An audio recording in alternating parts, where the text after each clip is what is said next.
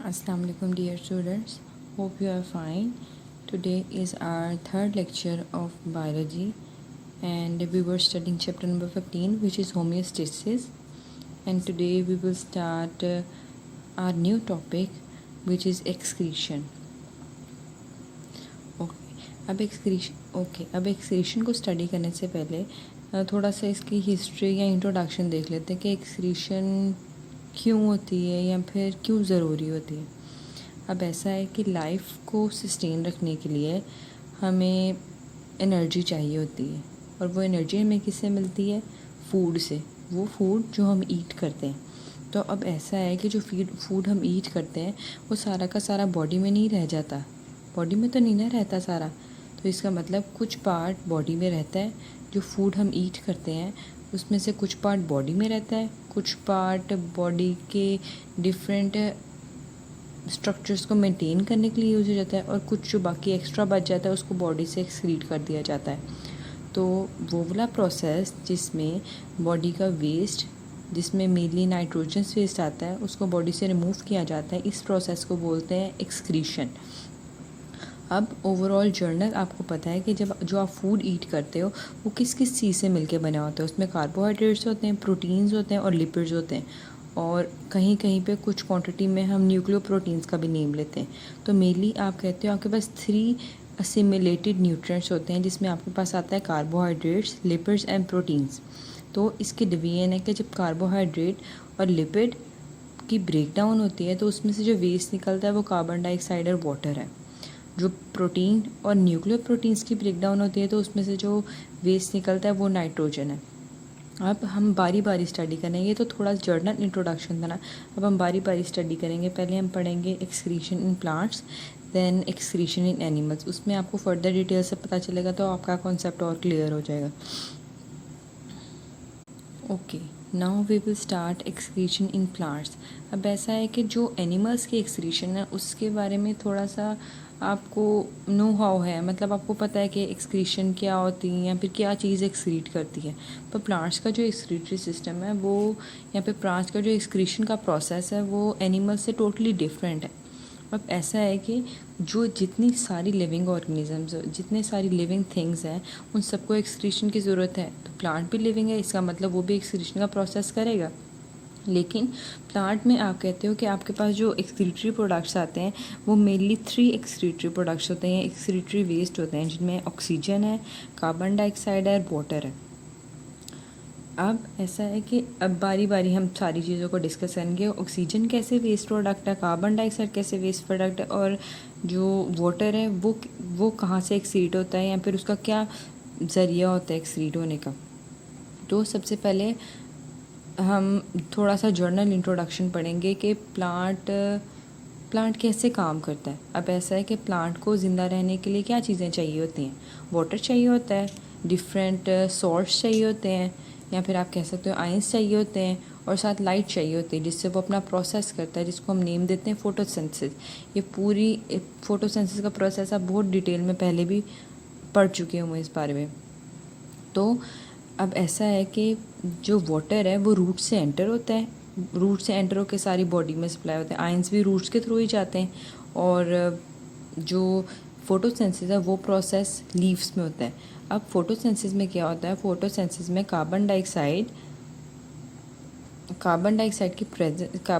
In the presence of sunlight made glucose, and which is use for energy, for providing energy to the whole plant, or you can say for storing the food. इसके अलावा जो access बच जाता है waste oxygen, वो plant की body से बाहर निकल जाता है, और प्लांट की बॉडी से ऑक्सीजन स्टोमेटा के थ्रू बाहर निकलता है। नेक्स्ट प्रोसेस है रेस्पिरेशन।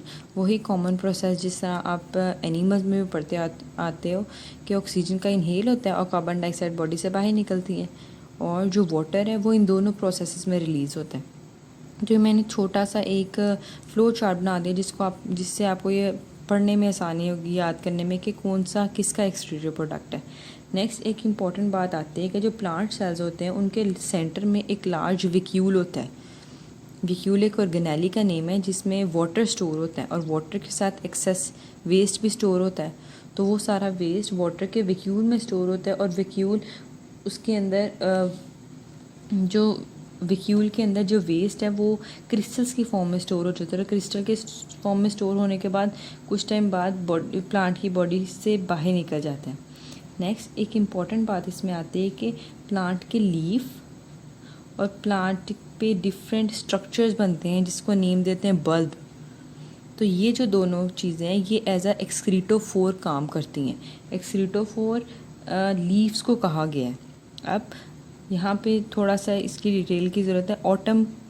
ऑटम लीव्स के बारे में आपको पता होगा कि ऑटम लीव्स क्या होते हैं। वो वाले लीव्स येलो ऑरेंज शेड के लीव्स होते हैं जो ऑटम के सीज़न में शेड होते हैं।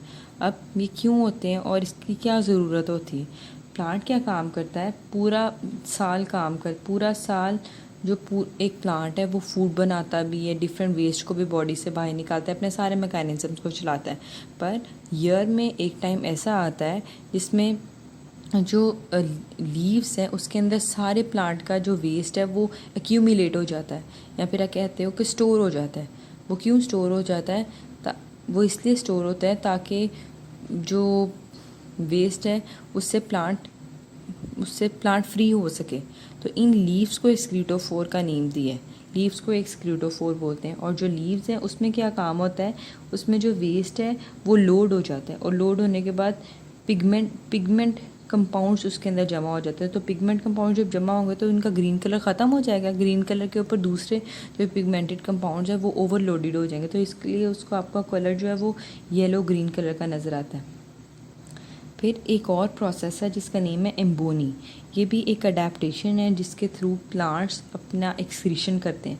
अब क्या काम होता है, आपको पता है कि कुछ स्ट्रक्चर्स यहाँ पे कह सकते हो कुछ ट्यूब्स होते हैं जिनका नेम होता है जाइलम और फ्लोएम। ये जो ट्यूब्स हैं ये प्लांट की वुड में स्टेम में के दरमियान में प्रेजेंट होती हैं, और ये फूड और वाटर को सप्लाई करती हैं पूरे प्लांट में। पर जो जाइलम और फ्लोएम होते हैं इनका भी कुछ टाइम होता है कि कुछ टाइम तक ये अपना फंक्शन परफॉर्म करते हैं, उसके बाद डेड हो जाते हैं। तो जो ओल्ड जाइलम होते हैं वो फर्दर जो वाटर होता है उसको ट्रांसपोर्ट नहीं कर पाते, और उसके अंदर जो वेस्ट है वो अक्यूमुलेट होना शुरू हो जाते हैं। इस वेस्ट की वजह से जो सेंटर में जाइलम है वो डेड हो जाता है और वो ब्लैक कलर का अपीयर होता है। तो वो जो ब्लैक कलर का सेंटर में जाइलम होता है उसको नेम देते हैं ब्लैक वुड। ये भी एक तरीका होता है प्लांट का अपनी बॉडी से वेस्ट को रिमूव करने का। उसके बाद कुछ ये सारी अडेप्टेशन से जो हमने पढ़ी थी कि फोटोसिंथेसिस से ऑक्सीजन रिमूव हुई, रेस्पिरेशन से भी वेस्ट रिमूव हुआ, उसके बाद वैक्यूल्स थे उन्होंने वेस्ट को रिमूव किया, एक्सक्रीटोफोर थे, लीव्स थे उनसे वेस्ट रिमूव हुआ, एम्बोनी एक प्रोसेस था, अडेप्टेशन थी जिससे वेस्ट रिमूव हुआ। एक और बात आती है आपकी जर्नल नॉलेज के लिए आपको बता रही हूँ कि कुछ प्लांट्स होते हैं जो लकड़ी के बड़े बड़े ट्रीज़ होते हैं उनके साइड पे कुछ वुड जमा हो जाती, कुछ जो लकड़ी होती है वो आपको उखड़ती हुई फील होती है। तो वो जो वुड होती है जो उखड़ रही होती है वो भी वेस्ट ही होता है। प्लांट का वेस्ट को अपनी बॉडी से निकालने का ये भी एक अडेप्टेशन होती है, एक तरीका होता है कि सारा वेस्ट उस वुड में स्टोर हो जाता है, फिर वो वुड कुछ टाइम के बाद उतर जाती है, फिर एक न्यू आ जाती है। तो इस तरीके से भी जो प्लांट है वो अपनी बॉडी से वेस्ट को फ्री कर सकता है। एक और इम्पॉर्टेंट बात है कि कुछ प्लांट्स कैसे अपने आप को प्रोटेक्ट करते हैं, केमिकल वेपन्स होते हैं उनके पास कि specially you can say the conifer trees जिसको सफ़ेदे का ट्री बोलते हैं, वो अपने अंदर से कुछ कंपाउंड्स को रिलीज़ करते हैं। वो कंपाउंड्स को इसलिए रिलीज़ करते हैं ताकि सॉइल को अपने मुताबिक कंपैटिबल बना सकें। वेस्ट ही होता है, वेस्ट को रिलीज़ करते हैं ताकि बाकी के जो न्यूट्रिएंट्स हैं वो सॉइल से ले सकें। तो ये सारी अडेप्टेशंस पढ़ी हैं, तरीके पढ़े हैं कि प्लांट जो है वो कैसे अपनी बॉडी से वेस्ट को रिमूव करता है, फोटोसिंथेसिस के थ्रू, रेस्पिरेशन के थ्रू, वैक्यूल के थ्रू, एक्सक्रीटोफोर के थ्रू, एम्बोनी के थ्रू। यहाँ पे लास्ट पॉइंट हमने पढ़ा था कि डिफरेंट केमिकल्स को बॉडी से प्लांट बॉडी अपने आप से रिलीज़ करती है ताकि वो अपने आप को प्रोटेक्ट कर सके और वेस्ट मटेरियल से फ्री हो पाए। ओके, अब नेक्स्ट है एक्सक्रीशन इन एनिमल्स। प्लांट्स के बारे में हमने देख लिया था, अब एनिमल्स को डिस्कस करते हैं कि एनिमल्स में एक्सक्रीशन कैसे होती है। एक्सक्रीशन को पहले भी मैंने डिफ़ाइन किया था, उसको मैं थोड़ा सा रिवाइज कर देती हूँ कि what is actually excretion. The elimination of wasteful metabolites from body, this is known as excretion, and especially this excretion is mainly of nitrogenous waste. जो नाइट्रोजन का कंपाउंड है वो सबसे हार्मफुल होता है, इसलिए इसको बॉडी से रिमूव करना बहुत ज़रूरी होता है। यहाँ पे कुछ टाइप्स हैं कि एक्सक्रीटरी प्रोडक्ट्स कौन कौन से होते हैं, कौन कौन से हो सकते हैं एनिमल्स के अंदर। फर्स्ट ऑफ ऑल मेन मैंने राइट किए हैं, the number 1 is ammonia, number 2 is urea and number 3 is uric acid. ये 3 एक्सक्रीटरी प्रोडक्ट्स हैं जो एनिमल की बॉडी से एक्सक्रीट आउट होते हैं, और ये तीनों जो है वो नाइट्रोजनस बेस्ड है कि नाइट्रोजन कंटेनिंग कंपाउंड्स है। आपको पता है यहाँ पे एक फ़्लो चार्ट बनाया हुआ है, आपकी बुक में भी ये ड्रॉ किया है कि आप लोग जो फूड ईट करते हैं उससे आपको क्या चीज़ें मिलती हैं। हम यहाँ पे नाइट्रोजन कंटेनिंग कंपाउंड की बात करें तो हम मेनली उसी को डिस्कस करेंगे कि प्रोटीन्स आ जाती हैं। प्रोटीन्स किस चीज़ से मिलके बनती हैं? चेन्स होती हैं अमाइनो एसिड्स की, तो प्रोटीन्स जब टूटेंगे तो उससे अमाइनो एसिड्स निकलेंगे। जब अमाइनो एसिड टूटा तो उसके अंदर से अमोनिया ग्रुप निकला। सिमिलरली आपके पास नेक्स्ट न्यूक्लिक एसिड्स होते हैं आपकी बॉडी में। न्यूक्लिक एसिड्स आरएनए और डीएनए होते हैं। न्यूक्लिक एसिड्स क्या चीज़ होती हैं? नाइट्रोजन बेसिस के सीक्वेंसेस होते हैं। तो जब न्यूक्लिक एसिड टूटा तो उसमें से नाइट्रोजन बेसिस निकली, तो जब नाइट्रोजन बेसिस टूटी तो उसमें से अमोनिया ग्रुप्स निकले। तो अब ये नाइट्रोजन कंटेनिंग कंपाउंड है, वेस्ट है, इसको बॉडी से कैसे निकालेंगे और कौन कौन से ऑर्गेनिजम्स या एनिमल्स इसको किस किस तरीके से रिमूव करते हैं, यही इसी का एक फ़्लो चार्ट मैंने ड्रॉ किया है। इसमें जो एक्वाटिक एनिमल्स हैं कि जो वाटर में रहते हैं, जिसमें आपके पास मेनली फ़िशेज़ आती हैं, वो जो बॉडी से वेस्ट को रिलीज़ करती हैं अमोनिया की फॉर्म में रिलीज़ करती हैं, विच इज़ NH3। उसके अलावा जो टेरेस्ट्रियल मैमल्स हैं जिसमें शार्क्स भी आ जाती हैं, बोनी फिशेस भी आ जाती हैं, मैमल्स, एलिफेंट्स, ये जो सारे हैं, इनका जो एक्सक्रीटरी प्रोडक्ट है वो यूरिया है। उसके बाद नेक्स्ट है बर्ड्स, रेप्टाइल्स, इंसेक्ट्स, इनका एक्सक्रीटरी प्रोडक्ट यूरिक एसिड है। अब एक डेफिनेशन भी आपकी बुक में दी गई है, डी अमाइनेशन। डी का मतलब होता है सेपरेट होना, अमाइनेशन अमोनिया, और जो अमोनिया की सेपरेशन होती है उस चीज़ को हम बोलते हैं डी अमाइनेशन। अब in catabolism of amino acids the ammonia group is release. अब जब आप फूड ईट करते हो उसमें से आपको प्रोटीन्स मिली, लिपिड्स मिले और अमाइनो और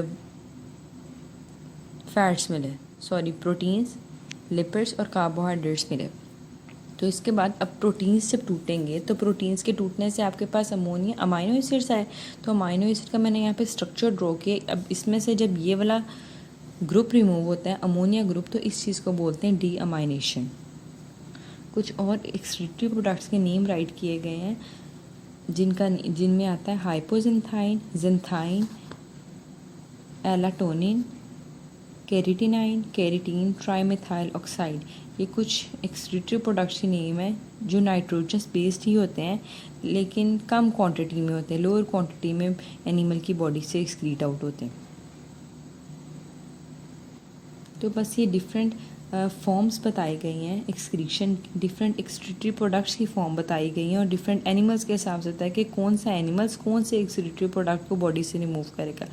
इसको कल के लेक्चर में जब पढ़ेंगे इंशाल्लाह ताला, तो कल nature of excretory product in relation to habitats, तो आपका ये वाला पॉइंट और क्लियर हो जाएगा।